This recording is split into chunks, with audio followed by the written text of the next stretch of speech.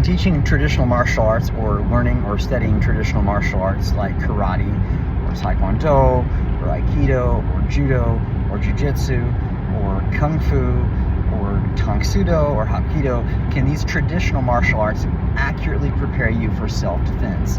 First of all, I would say not every traditional martial art or even MMA is going to train you for every possible scenario. But I would say yes, traditional martial arts can. I don't think that they all do. I think some focus a little too much on point sparring and sport karate and sport martial arts. And I would say even MMA and UFC, while they are great, for conditioning and they're great for training and they're top world athletes, and I think you should study that and you should have competition. I would say no martial art, including MMA, can prepare you for every self-defense scenario. I can only go by what I have trained in. I started with Kempo, and I then went to Shotokan and Okinawan Karate, and I also trained in Goshindo for a little bit.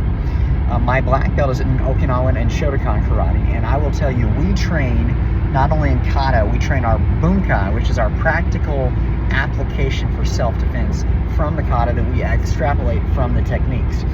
But we also teach Goshin Jitsu, which is like our self-defense techniques, bear hugs, full Nelson, rear naked choke, side headlock, back headlock, front headlock, wrist locks, lapel grabs, pretty much anything that you can think about where somebody puts hands on you.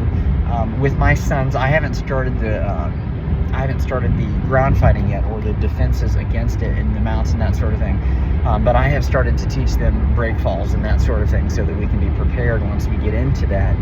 But I think all of that should be trained, even in the traditional martial arts, because you can't ever prepare yourself enough for that sort of thing. I think sport competition can be good, and it's great for camaraderie and for sportsmanship and for training someone and learning self-defense. I think it can all be great, but I think that you also need in traditional martial arts to train the more practical side of it. I would say the same thing for anyone training in Muay Thai or Brazilian Jiu-Jitsu or MMA or UFC style arts or any sport martial arts.